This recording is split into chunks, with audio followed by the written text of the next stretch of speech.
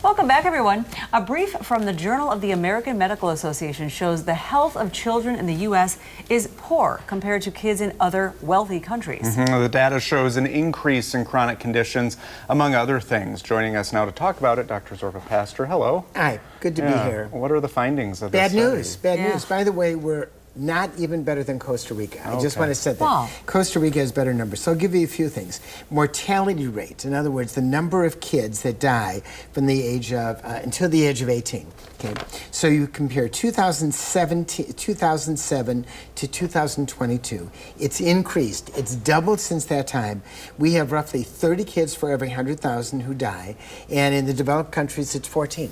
In other words, we have twice as many deaths. If you look at what they're caused by on the whole, first of all, firearms. Firearms.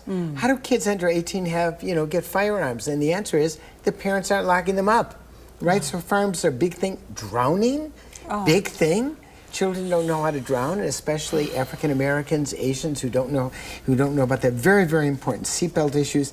Then the next thing, the prevalence of infant mortality. In other words, the number of infants that die. So we have 700 infants die for every 100,000 births.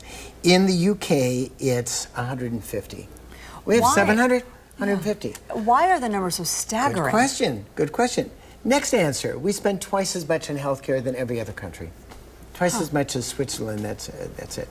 It's puzzling. Well, there are lots of reasons. First of all, parents are not educated as to what to do. Lock up the guns. How hard is that?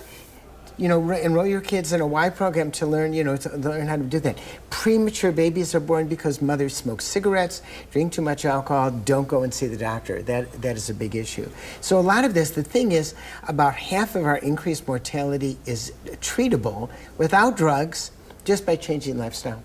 Just by doing some good things, not smoking, doing some other stuff. So it's kind of a wake-up call. Right. I mean, why do we have such bad numbers? Wisconsin, by the way, is 49 out of 50 in immunization for measles.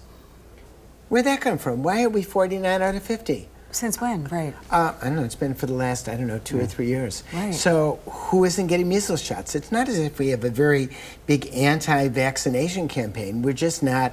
Parents, doctors, teachers, everyone who's involved with children is not doing it. We have to protect our children. And we're not doing a good job. And no matter what your politics are, left, right, center, green, yellow, purple, we all know that we should protect our children. So we have to look at ways of doing that. And that means paying attention to any child you know and saying, are they immunized?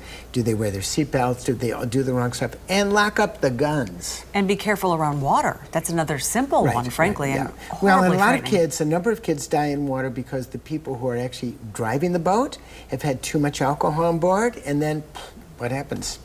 That's it. But teaching kids how to swim, wearing life preservers in the water, those are big issues. So. And we have a few seconds before we wrap up, but what about food? Any tips for?